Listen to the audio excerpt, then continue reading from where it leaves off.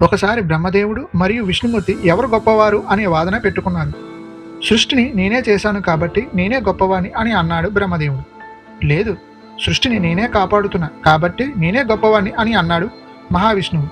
వారిద్దరి వాదన వల్ల లోకాలు మొత్తం చీకటైపోయాయి. అప్పుడు వారి అహంకారానికి పరీక్షించడానికి ఆకాశాన్ని చీల్చుకుంటూ ఒక అనంతమైన అగ్నిజ్యోతి స్తంభం ప్రత్యక్షమైంది. అది పైకి ఎంత చూసినా ముగింపు లేదు, కిందకి ఎంత చూసినా అంతం లేదు. ఆ జ్యోతి స్వరూపం నుండి ఒక స్వరం వినిపించింది.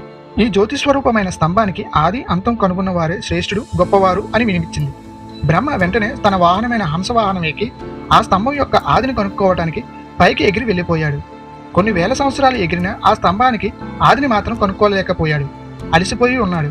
ఆ క్షణంలో ఒక కేతకీ పుష్పం ఆ స్తంభం ఆది నుండి కిందకి జారుతుంది. అది చూసిన ఆ బ్రహ్మ తనకి ఆ స్తంభం యొక్క ఆది భాగాన్ని చూశానని అబద్ధం చెప్పమని కోరాడు. అందుకు ఆ కేతకీ పుష్పం అంగీకరించింది. సాక్షిగా తనను తీసుకుని కిందకి వెళ్ళాడు బ్రహ్మదేవుడు. మహావిష్ణువు వరాహ అవతారం తీసుకుని భూమి లోతుల్లోకి తవ్వుకుంటూ వెళ్ళిపోతున్నాడు. ఎంత లోతుకి వెళ్ళినా ఆ స్తంభం యొక్క అంతం కనిపించడం లేదు.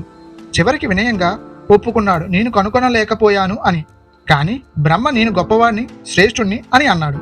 బ్రహ్మ మాటలకు స్తంభ రూపంలో ఉన్న లింగం నుండి మహాశివుడు ప్రత్యక్షమై బ్రహ్మ చెప్పిన అబద్ధానికి ఆగ్రహించి భూమిపై నీకు ఆలయాలు ఉండవు అని శపిస్తాడు.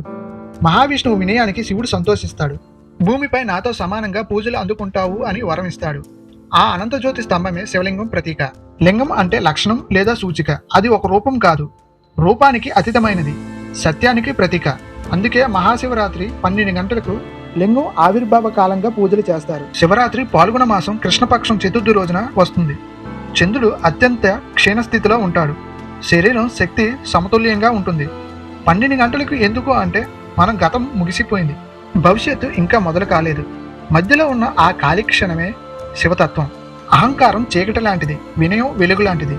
అర్ధరాత్రి సమయంలో శివుడు ప్రత్యక్షం అవ్వడం అంటే అత్యంత చీకటి సమయంలో సత్యం ప్రత్యక్షం అవుతుంది అని అర్థం.